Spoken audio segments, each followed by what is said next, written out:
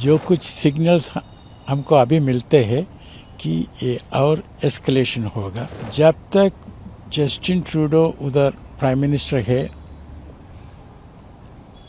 ठीक होगा नहीं है। जस्टिन ट्रूडो का पॉपुलैरिटी ऊपर जाता नहीं है, नीचे जा रही है। पहली बारी भारत ने व्यक्तिगत तौर पर निशाना साधा है एक दूसरे देश के जो राज प्रमुख हैं उनके ऊपर, जहां तक कि उनको सरकार भी नहीं कहा, उनको एक गिरोह कहा है, रिजीम का शब्द इस्तेमाल किया गया है। हालात जो है वो बद से बदतर ही हो रहे हैं और अब हालात इतने बिगड़ गए हैं कि अगर ट्रूडो कल ना भी रहे सत्ता में तब भी मुझे नहीं लगता कि ये हालात बिल्कुल इमीडिएटली वापस नॉर्मलाइज हो जाएंगे। इस रिश्ते में जो जहर घोल दिया है ट्रूडो ने और ये जो माफिया है खालिस्तानी, इन्होंने जो जहर घोल दिया इस रिश्ते में, तो इसको तो अब काफ़ी समय लगेगा ठीक करने में। ये डिसीजन ठीक है क्योंकि कनाडा ने हमको कहा है कि हमारा हाई कमिश्नर और दूसरे कुछ डिप्लोमेट्स भी persons of interest in the context of the investigation और निज्जर किलिंग के बारे में। इसका मतलब है कि RCMP royal Canadian mounted police वो इन्वेस्टिगेशन कर रहा है, वो हमारे हाई कमिश्नर को इंटरोगेट करना चाहता है।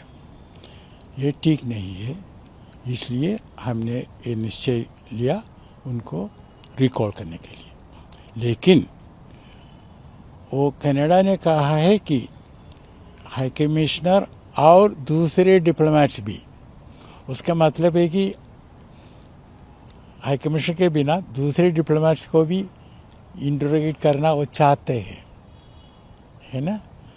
हम उनको वापस रिकॉल किया नहीं है, तो थोड़ा कॉम्प्लिकेटेड है। सर, इससे आप किस तरह से देख रहे हैं भविष्य में भारत और कनाडा के संबंध में कितना बदलाव आएगा और क्या ये चीज़ें ठीक हो पाएंगी? आप क्या कहना चाहेंगे? मेरा होप है, मेरा प्रार्थना है कि दोनों गवर्नमेंट इस बारे में सोच के बाद डीएस्केलेट करने के लिए कोशिश करेंगे, लेकिन मैं सोचता नहीं हूँ कि वो करेगा। जो कुछ सिग्नल्स हमको अभी मिलते हैं कि ये और एस्केलेशन होगा और जब तक जस्टिन ट्रूडो उधर प्राइम मिनिस्टर है ठीक होगा नहीं है। और कनाडा में इलेक्शन आने वाला साल में है, 2025 ऑटम में है। बेशक एडवांस कर सकता है और जस्टिन ट्रूडो का पॉपुलैरिटी ऊपर जाता नहीं है, नीचे जा रही है ना। इकोनॉमी भी बहुत डिफ़िकल्टीज है, तो बेशक नेक्स्ट इलेक्शन में जस्टिन ट्रूडो जीतेगा नहीं, तो नया गवर्नमेंट हो जाएगा, तो हमारा रिलेशंस थोड़ा बेटर होगा। लेकिन मेरा प्रार्थना ये है कि हम उतना तक मत वेट करना है। अभी बेखुद एस्केलेशन हुआ है, कोशिश करना है वो नीचे, लेकिन मैं कुछ सिग्नल देखते नहीं है। जिनके बारे में कनेडियंस ने ये बोला था कि भाई इन लोगों के खिलाफ तफ्तीश हम कर सकते हैं। देखिए, जैसे ही आप किसी राजनयिक के बारे में ये कहेंगे उसको हम किसी न किसी जुर्म में तफ्तीश में लेकर के आएंगे, तो फिर उसका उस देश में रहना बिल्कुल बेमानी हो जाता है, वो वहाँ पर फंक्शन ही नहीं कर सकता। इसलिए मेरे ख्याल उचित बात तो यही थी और भारत के पास कोई विकल्प भी नहीं था बनस्बत इसके कि उनको वापस बुला लिया जाए। अब वो 5-6 लोगों को जो हम वापस बुलाया है, अब देखना ये है कि क्या भारत उनके जो यहाँ पर राजनयिक हैं उसी स्तर के उनको क्या वापस भेजेगा, देश निकाला देगा भारत से।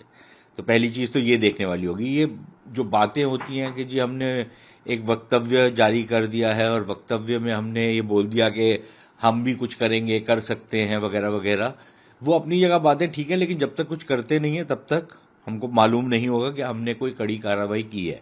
बयान तो बहुत कड़ा दिया और जो बयान दिया है उसमें मैं कल शायद पहली बारी भारत ने व्यक्तिगत तौर पर निशाना साधा है एक दूसरे देश की के जो राज प्रमुख हैं उनके ऊपर और उनकी सरकार के ऊपर, और जहाँ तक कि उनको सरकार भी नहीं कहा, उनको एक गिरोह कहा है, रिजीम का शब्द इस्तेमाल किया गया है।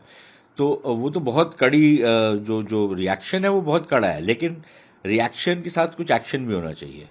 क्वेश्चन ये है कि अब एक्शन क्या होगा, क्या हम उनके भी जो उनके यहाँ पर राजनयिक हैं उनको निकालेंगे?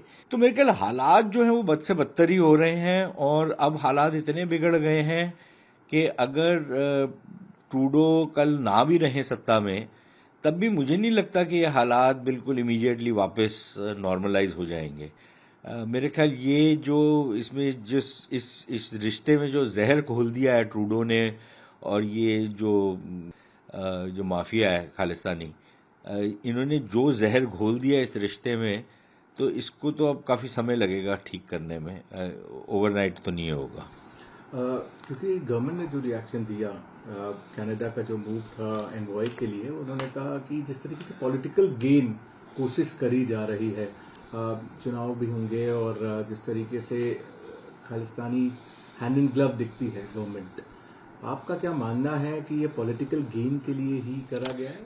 बेशक मेरे ख्याल ये शुरू दिन से पहले इसके बाप ने भी यही किया था ट्रूडो के, और ये भी वही कर रहा है। उसने भी जब खालिस्तानी थे वहाँ पर उनको खुली छुट्टी दे दी थी। जब भारत मांगता था कि भाई ये जो दहशतगर्द हैं वहाँ पर इनको आप एक्स्ट्राडाइट करो, तो उसने वो भी नहीं माना था, तो उसने भी उनके साथ ये खेला।